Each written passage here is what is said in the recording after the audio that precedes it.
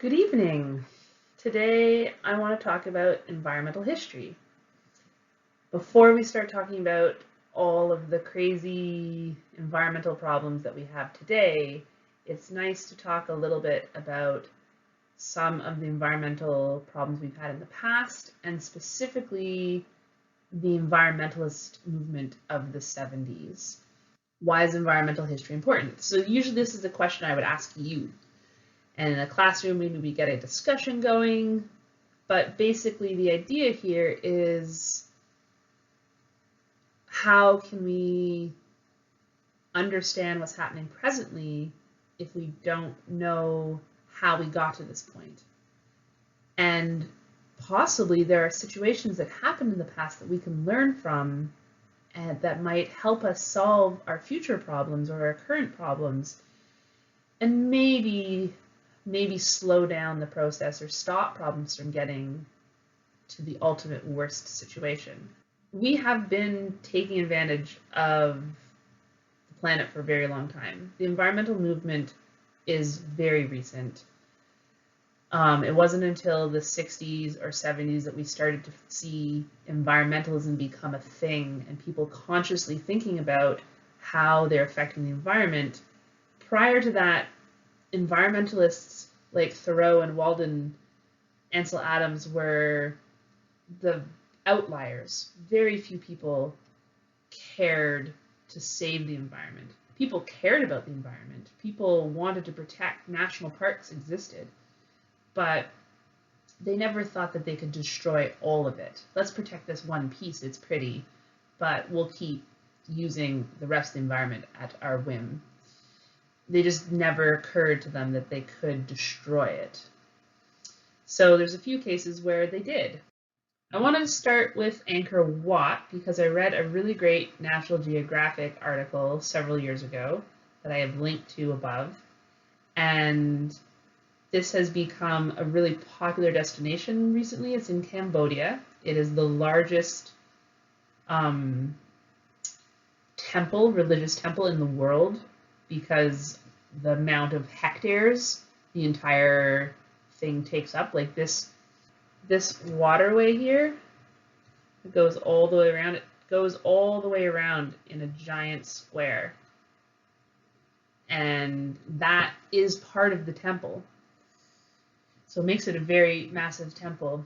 And the article in National Geographic talks about how the Khmer, I might be pronouncing that wrong, the people of Cambodia, the great kingdom that existed that built the city of Angkor, where Angkor Wat is only a temple within the massive city of Angkor. And it depended upon water, and they created vast channels where they changed river systems to bring the water into that city. And water was their livelihood. And climate change, they had several series of drought, and that really hit the capital of Angkor very hard, where all of their canals were drying up, and it weakened the foundations of the city so that when they did get water again, they had really bad wet monsoon seasons, and it deteriorated the foundations, and the city started to collapse. And not long after that, a rival nation sort of sacked the city of Angkor, and it started to degrade. It was abandoned, and the old king died, a new king built a capital somewhere else, and the old Angkor was left to just become one with the jungle. The Angkor Wat itself was looked after by the monks and priests that lived there, and parts of the temple have never been forgotten, but a lot of it has been. And the article talks a lot about how our society and how our society functions is dependent upon our climate and taking advantage of that climate. And they talk about how the people of Angkor changed the local hydrology, and that can be detrimental to your society. So it's an interesting look at ups and downs of climate. The Anasazi people of, I think, New Mexico, they're in the southern states.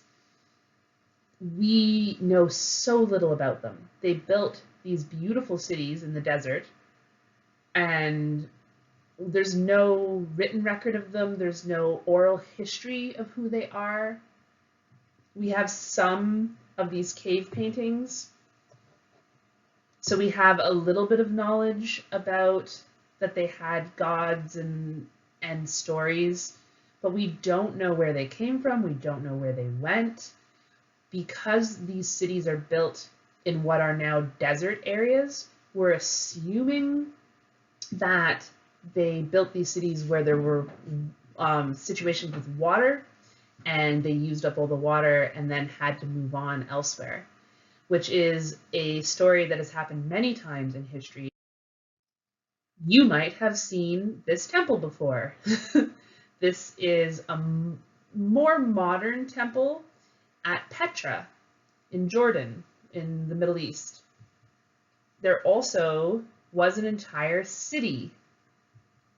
Like, it was massive. This is like a theater, like a Colosseum style theater. It was a proper, beautiful city that would have been just as beautiful as any like other Roman city.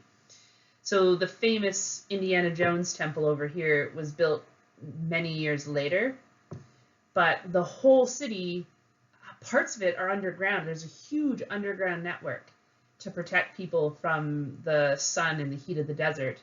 But again, it was built where there was an aquifer, an oasis in the desert, and the city grew beyond the capacity of that water supply.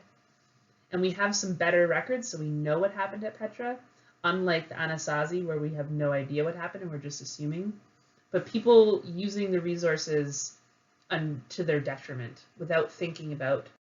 Easter Island is a great example of humans completely using their resources to the detriment of the society. When European explorers found this island, there were no people, there were no trees, just grass and these statues. I think they're called Maui.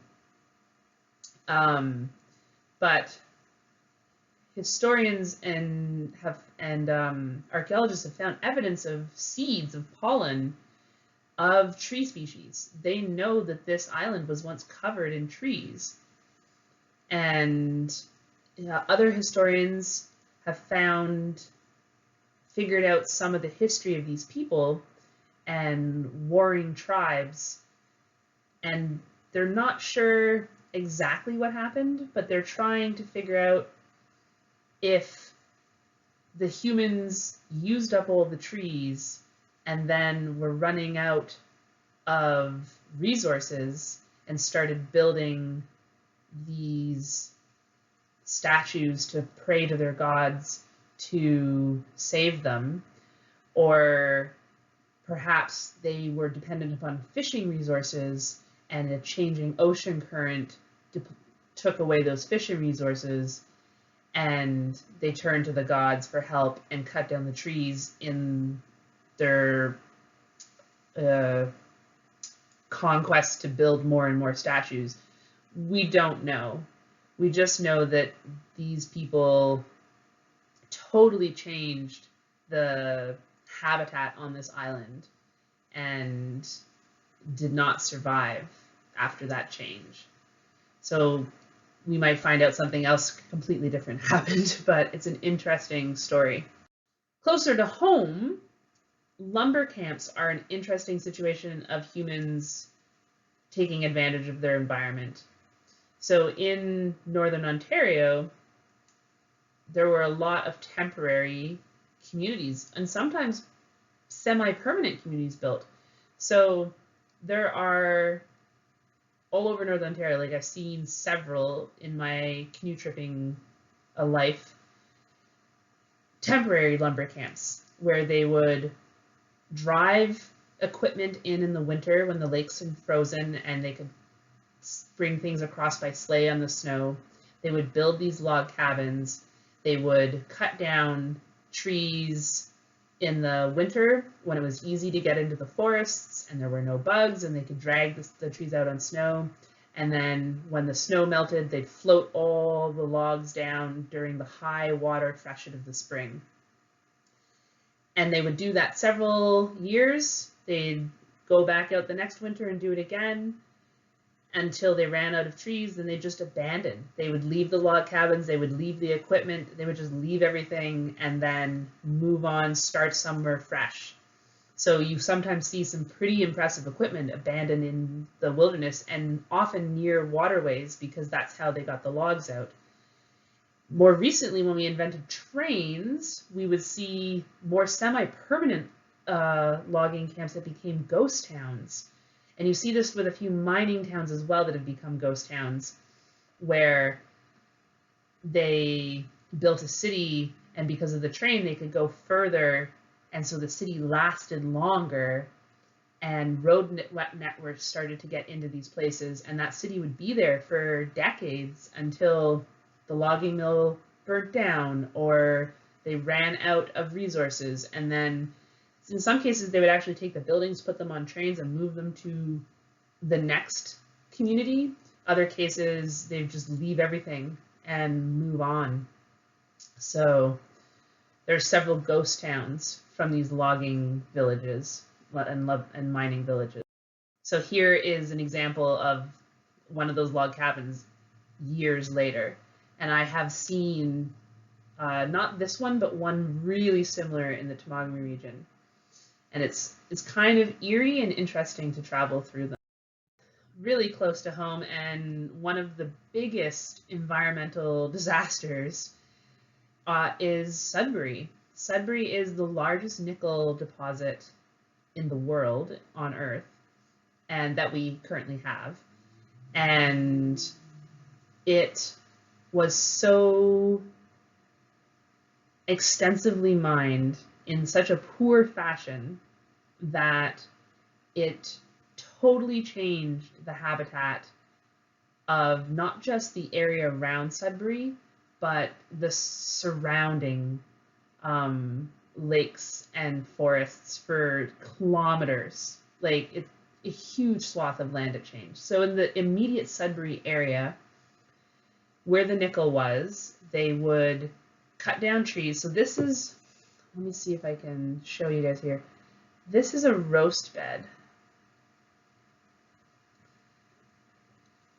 And they would cut down trees and lay them in lines, and then they would pour the raw ore on top of these trees and then put more trees and more ore, and they'd set the whole thing on fire. And that's how they used to smelt the nickel out of the raw ore. So these are called roast beds, and they still exist in Sudbury, and they're dead zones. There's nothing growing on them. Peter Nosko has done several different research projects where he has looked at the regeneration of those roast beds and how different trees are adapting to trying to regenerate in the area of the roast bed, and how the roast bed itself still remains fairly devoid of any plant life or fungus life. And there's several researchers at Sudbury who are looking at the bacteria who can survive in that area and if they can eat and decay the pollution from these giant roast beds. So the soil is polluted from all the heavy metals from that mining smelting process. And it produced a ton of noxious gases that acidified all the lakes in the area and killed any other plant life. It was said in the 50s that Sudbury looked like the surface of the moon. There was nothing living. They'd killed pretty much everything with these toxic fumes. And even as far as north in Temagami, there are several lakes that are still considered dead lakes that were completely acidified from these gases making acid rain, and even now are struggling to return to normalcy. They still have very acidic waters. They're starting to come back to life where there are some things living in them, but minimal considering it was like almost 100 years ago that they were acidified. In the 70s, they started a regreening project, and they literally dumped lime from airplanes into the area to sort of neutralize the acid in the soil to help regenerate some of the plant life. But it is still an ongoing battle. Sudbury still is a healing from its wounds, and part of that was the Clean Air Act that happened in the 80s. About the time I'm going to talk about the Global 2000 report, about that same time, the United States and Canada worked together, created the Clean Air Act, and forced companies like Inco, which was the main mining company in Sudbury, and other companies to produce sulfur scrubbers, which eliminated the sulfur from their smokestacks, which then caused there to be no sulfur dioxide, which was the sulfuric acid creation, the strongest of the acids in the exhaust that was coming from the smokestacks. So it still creates wastes and it still creates acid rain, but in way smaller quantities than it used to.